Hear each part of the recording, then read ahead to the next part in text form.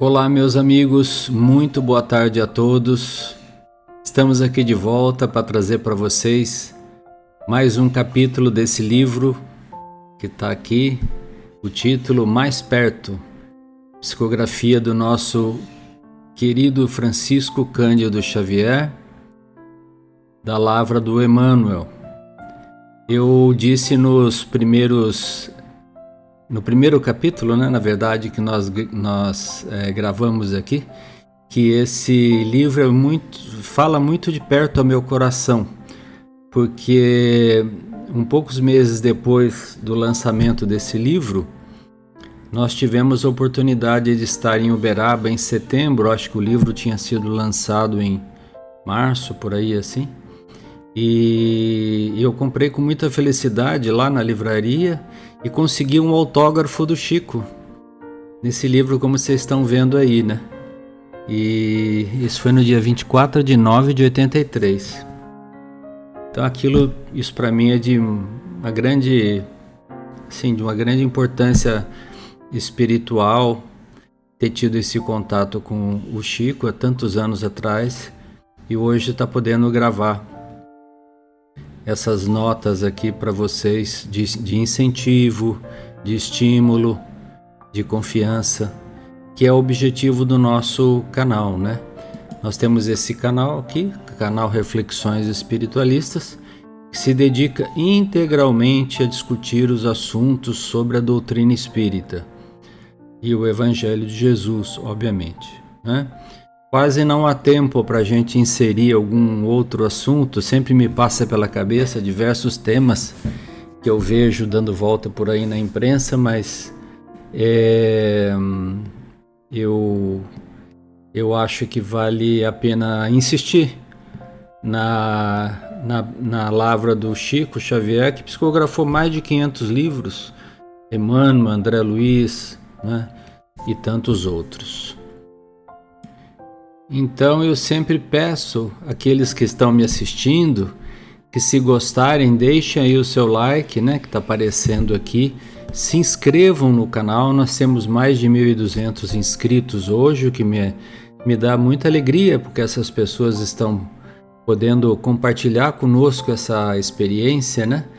E deixe o seu like também, para que o canal, o YouTube, na verdade, a plataforma do YouTube, entenda como sendo um assunto interessante e apresente para mais e mais pessoas poderem assistir e compartilhar conosco essa luz, né, maravilhosa que a doutrina espírita ilumina em nossos corações, tá certo?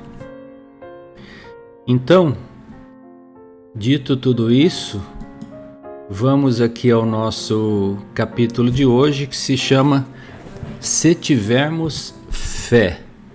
É muito rapidinho mesmo, são poucos slides, 3 na verdade, mas vocês vão ver que toca num tema de muita profundidade para todos nós, porque o que vai ser falado aqui, tenho certeza, ocorre com 99,9% das pessoas encarnadas no planeta, tá certo? Então, é para todos esses milhões ou bilhões de pessoas que essas notícias do plano espiritual trazidas pelo amigo espiritual Emmanuel estão dirigidas, tá bom? Então vamos lá. O Emmanuel diz o seguinte: se tivermos fé, todos nós encontramos de quando em vez, na jornada evolutiva, calamidades e contratempos que nos afetam a vida.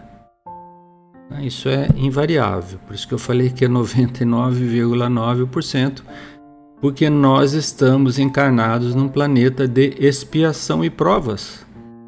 E o que são expiações e provas? Expiação é algo que nós temos que expiar, como o nome já diz, que fará parte da nossa evolução por alguns erros cometidos no passado, e provas foram aquelas que nós mesmos escolhemos passar, porque já erramos e falhamos muitas vezes nessas mesmas atividades. Então essas provas acontecem conosco, A prova pode ser a pobreza, pode ser a riqueza, pode ser o poder, pode ser uma doença grave em família. Então, as provas são individuais, né? Elas acontecem com cada um a cada momento, em determinado momento da vida, como ele diz, de quando em vez na jornada evolutiva, calamidades e contratempos que nos afetam a vida. Conflitos do sentimento recrudesceram, agravando-nos aflições. Agora ele vai dar alguns exemplos dessas provas e expiações que nós todos, em algum momento da vida, passamos, mais ou menos, tá certo? Então ele diz, conflitos do sentimento recrudesceram, agravando-nos aflições, né? Aumentando as nossas aflições. Ou seja, conflitos do sentimento aumentaram, né? Ficaram mais duras, né? Enfermidades surgiram, suscitando obstáculos, né? Enfermidades em nós mesmos ou em alguém da família. Desarmonias repontaram na equipe doméstica. Quantas pessoas não passam por desarmonias na equipe doméstica? Dificuldades com o marido, dificuldades com a esposa, com os filhos, né? Às vezes com a mãe, com o pai.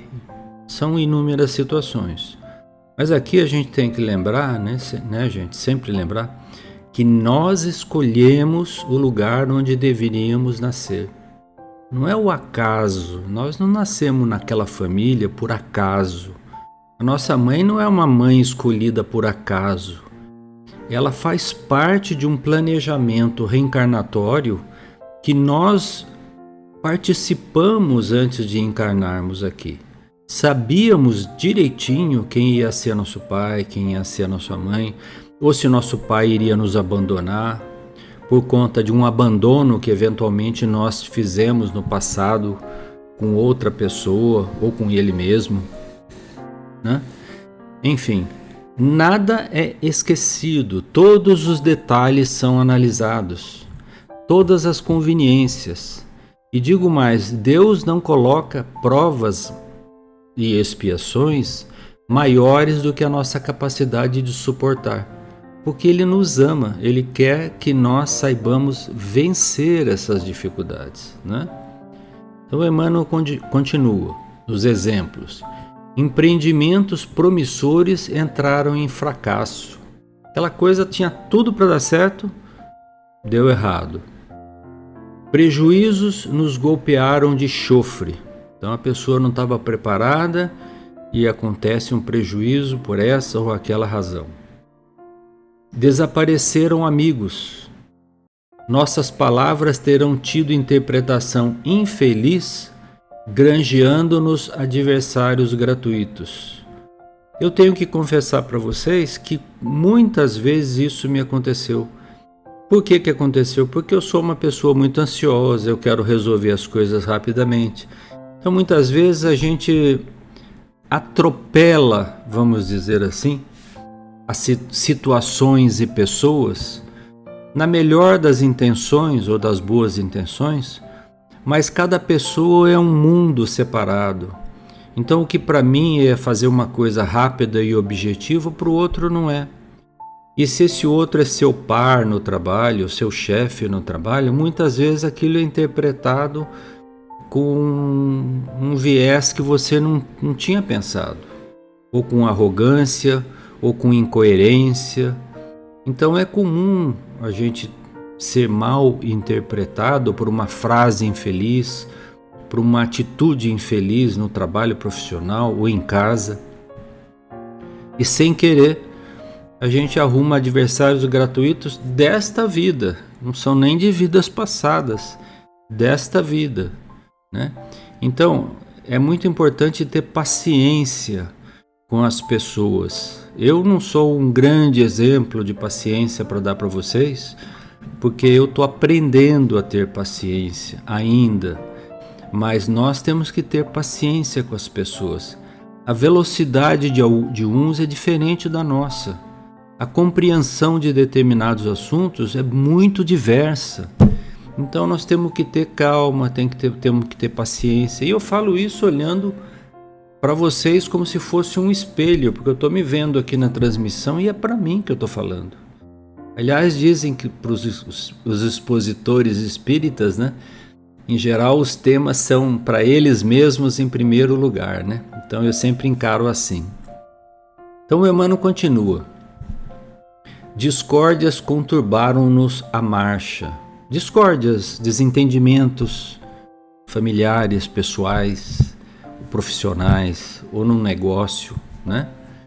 Falharam esperanças. Tinha uma esperança de obter um emprego, tinha uma esperança de fazer um estágio, eu tinha a esperança de ser promovido, eu tinha esperança de me casar com uma determinada pessoa, mas falharam essas esperanças, né? Provações chegaram em penca. É muito comum a gente ouvir falar, nossa, mas a desgraça vem a cavalo mesmo, como quem diz, vem aos montes, né? Vem em penca, né?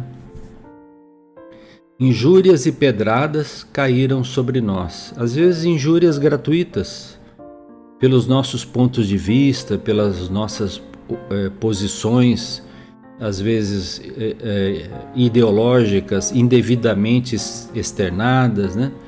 Então acontece muitas vezes isso. Incompreensões feriram-nos o espírito.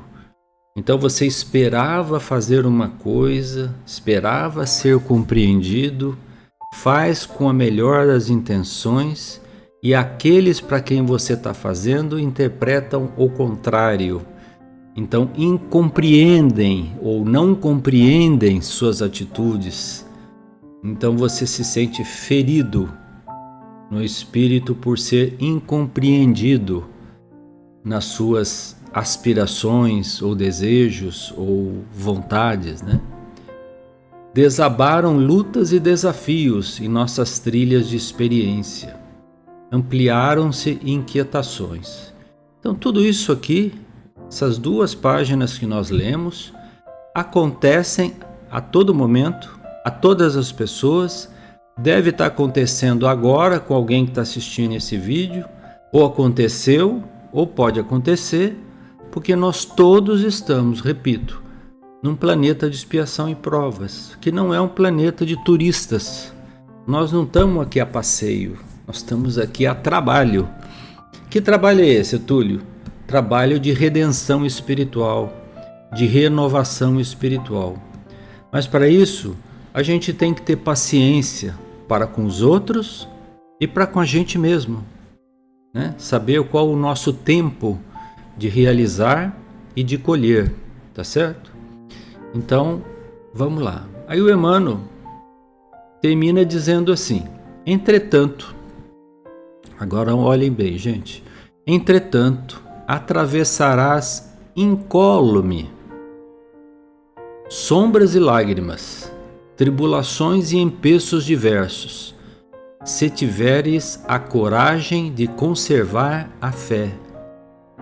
Vou repetir, não é se tiver a fé, é se tiver a coragem de conservar a fé, reconhecendo em todas as circunstâncias que nada somos, que nada podemos, nada realizamos, nada temos e nada sofremos sem a devida permissão das leis de Deus.